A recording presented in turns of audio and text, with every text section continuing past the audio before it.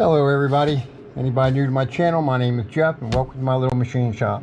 So we finished these hubs the other evening. Video went up a couple nights ago and we had to put bearing pockets in, and we did not want a press fit. We wanted to be able to push them in with our fingers, which we were very successful at.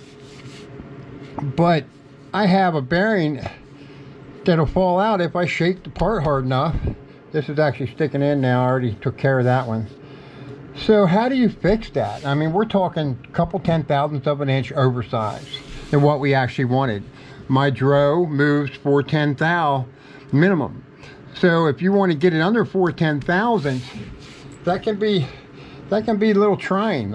I do it all the time, but I know the feel of my machine, and when I start to move it through those 4/10 thou, I'll let it bounce. The numbers will actually flicker on the Dro.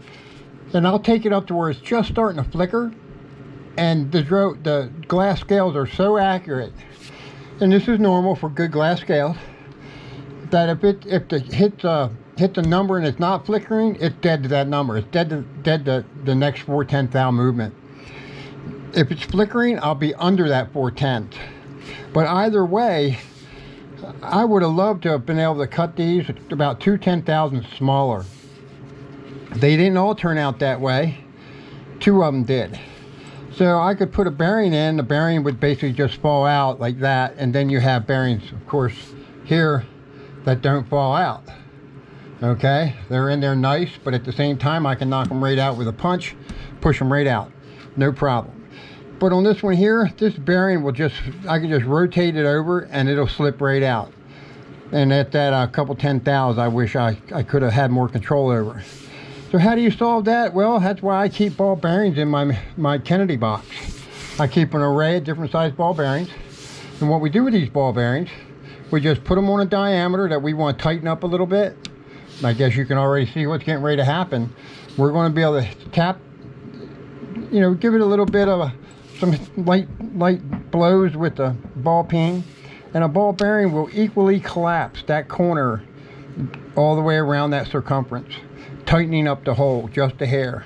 And that's what we did. I already did this. So we just take a ball peen, hit it, and that'll solve your problem, as long as it's not super loose. And then the bearing will go in with a little bit tighter of a fit. These things can be really hard to get in straight. Okay, you hear that?